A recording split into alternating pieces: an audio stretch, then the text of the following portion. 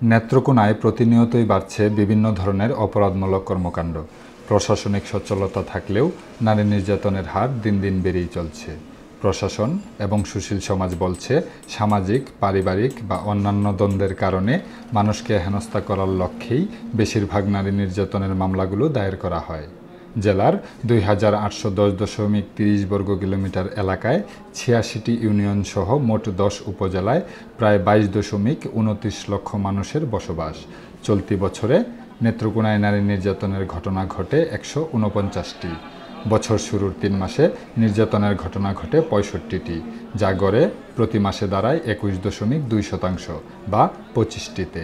কিন্তু পরবর্তী মাসগুলোয় তা বেড়ে দাঁড়িয়েছে ৮৪তে, যা প্রতি মাসে 7টি করে বেড়ে দাঁড়িয়েছে ২৮% বা ২৮টিতে।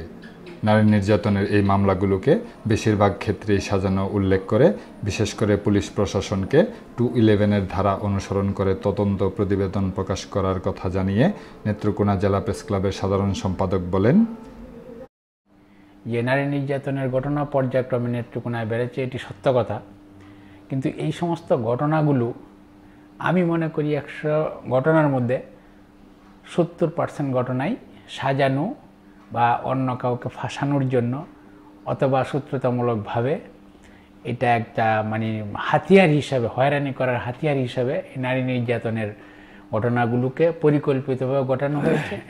নারী নির্যাতনের মামলাগুলোর এগেনস্টে সরকারের যে ধারা রয়েছে, 211 বলতে একটা ধারা রয়েছে, এই 211-এর ধারাটা যদি সঠিকভাবে কার্যকরী করা হয়, অর্থাৎ যারা মিথ্যে মামলা করে তার শত্রুদেরকে বা বিরোধী পক্ষকে, প্রতিপক্ষকে ঘায়েল করার জন্য এই সমস্ত সাজানো মামলাগুলো করে, এদের বিরুদ্ধে যদি 211-এর ধারা যথাযথভাবে প্রয়োগ করে তাদেরকে শাস্তিমূলক, দৃষ্টান্তমূলক শাস্তির আওতায় আনা হয়, তাহলে সাজানো মামলার সংখ্যাগুলো কমে যাবে।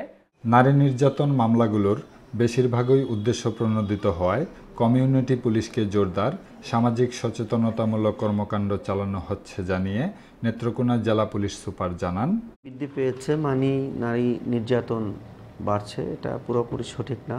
আমাদের সমাজের ধারণা আছে যে নারী নির্যাতন মামলা হলে এর পানিশমেন্ট বেশি বা একে লোকজনকে বেশি হয়রানি করা যায় বা তারা বেশি হয়। এই জন্য ম্যাক্সিমাম ক্ষেত্রে দেখা যায় এই ধরনের ছোটোখাটো ছুতা নিয়ে তারা নারী নির্যাতন মামলা করে থাকে। এটা পদক্ষেপ বন্ধ করার জন্য আমরা কমিউনিটি পুলিশকে আমরা জোরদার করছি, পাশাপাশি সামাজিক সচেতনতা বা মোটিভেশনাল কর্মকাণ্ডগুলো করছি, যাতে এসব ছোটোখাটো ঘটনা নিয়ে, স্বামী স্ত্রীর ঘটনা নিয়ে, পারিবারিক দ্বন্দ্ব নিয়ে যাতে নারী নির্যাতন মামলা না হয়। ধর্ষণ, যৌতুক সহ নানাবিধ কারণে নারী নির্যাতনের ঘটনাগুলো নিরসনের জন্য সরকারের হাতে প্রস্তাবনা আকারে থাকা অভিন্ন পারিবারিক আইন অতি দ্রুত বাস্তবায়নের তাগিদ দিয়ে নেত্রকোনা জেলা মহিলা পরিষদের সাধারণ সম্পাদক জানান, দেখি যে নেত্রকোনা প্রেক্ষিতে আমি বলবো, এইখানে ধর্ষণ তো আছে, পারিবারিক নির্যাতনগুলো সেগুলো কিন্তু বেশি হয়। পারিবারিক নির্যাতনের ক্ষেত্রে ধরেন এই যৌতুকের জন্যে, তারপরে পরবর্তী সময়ে দেখা যায় যে যৌতুকের কারণে যখন চলে আসে তখন হয়তো মামলা করলো ভরণ পোষণের জন্য। হ্যাঁ, তো এইসব কারণে ভরণ পোষণের মামলা হচ্ছে, এদের মহরের মামলা হচ্ছে।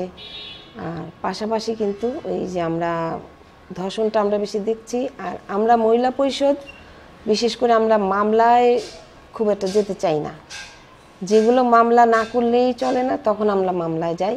এর আগে আমরা সালিশের মাধ্যমে এগুলো মীমাংসা করতে চাই। আমাদের কিন্তু কাজগুলো মোটামুটি সালিশের মাধ্যমে আমরা নারী সমাজকে সচেতন করতে পারলে হয়তো তারা নির্যাতন থেকে রক্ষা পাবে।